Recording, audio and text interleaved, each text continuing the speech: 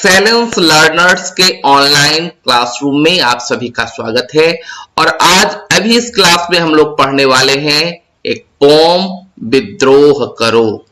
यह पोएट्री लिखी गई है शिवमंगल सिंह सुमन के द्वारा। बच्चों, शिवमंगल सिंह सुमन हमारे व्यक्तिगत बहुत ही प्यारे एक कवियों में से एक है। यह कविता तब लिखी गई थी जब हमारा देश गुलाम था, अंग्रेजों के हम गुलाम थे। इस कविता में कवि ने पराधीनता, उत्साहहीनता और कायरता को छोड़कर उसका विरोध करना अथवा यानी उसका विद्रोह करना, जो वीरों का एक कर्म है, यह काम करने का संदेश दिया है। बड़ी ही प्यारी कविता है जिसके हर एक शब्द आपको झंकृत कर देंगे, हर एक शब्द आपके में एक नई उत्साह भर देंगे। तो आइए इस कविता को पाठ करें और इसके अर्थ एवं भावार्थ को जानने का प्रयास करें। ठीक है,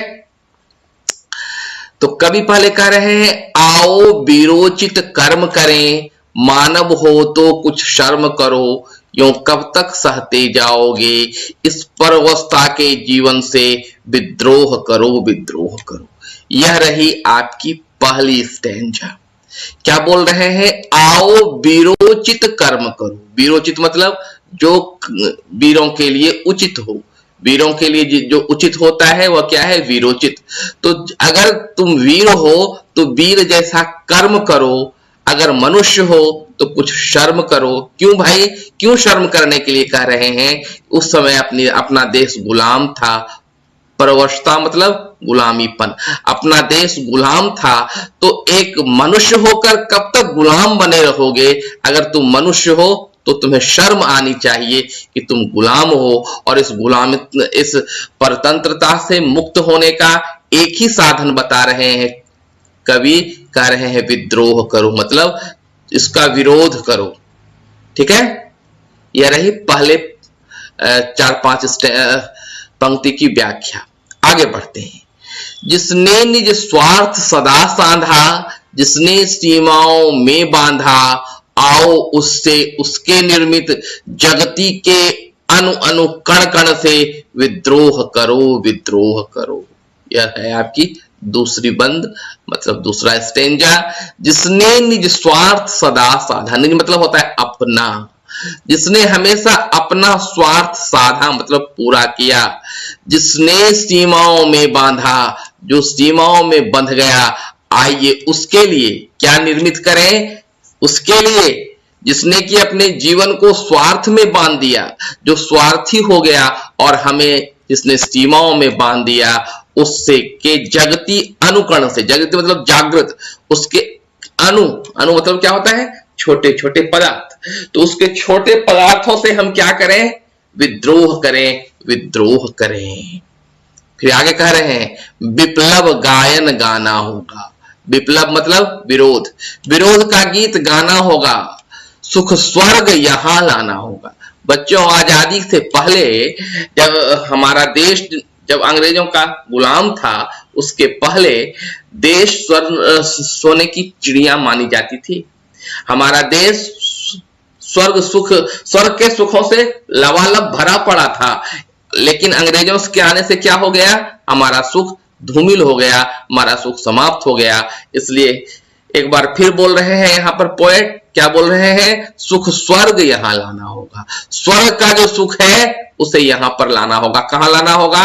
अपनी मिट्टी पर, अपने देश पर, अपने ही पौरुष के बल से। और यह जो स्वर्ग का सुख मिलेगा वह किसी के दान से नहीं, किसी की कृपा से नहीं, वह कैसे आएगा?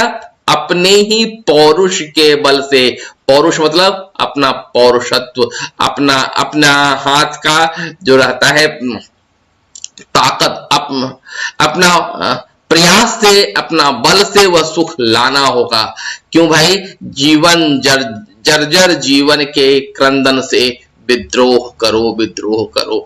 हम अंग्रेजों के गुलाम रहते रहते जर्जर हो गए थे। जर्जर मतलब जो अब टूटकर गिरने ही वाला हो। तो इस जीवन के क्रंदन से, क्रंदन मतलब रुलाई, वह जीवन जो कि जर्जर हो चला था, जिसमें केवल क्रंदन रुलाई भरी पड़ी थी, इस जीवन से निकलने के लिए क्या कह रहे हैं कभी? विद्रोह करो, विद्रोह करो। क्या जीवन व्यर्थ गंवाना है, कायरता पशुका बाना है, इस निरुत्साह मुर्दा दिल से, अपने तन से, अपने मन से विद्रोह करो, विद्रोह करो। बहुत ही भावुक और प्रवाहपूर्ण पंक्तियां हैं ये। क्या कह रहे हैं? क्या जीवन व्यर्थ गंवाना है? जिंदगी का में तो मृत्यु आनी ही आनी है, मृत्यु को हम टाल नहीं सकते, तो क्यों इसको व्यर्थ मतलब बेकार में उसे क्यों हम गंवा दें? क्यों भाई?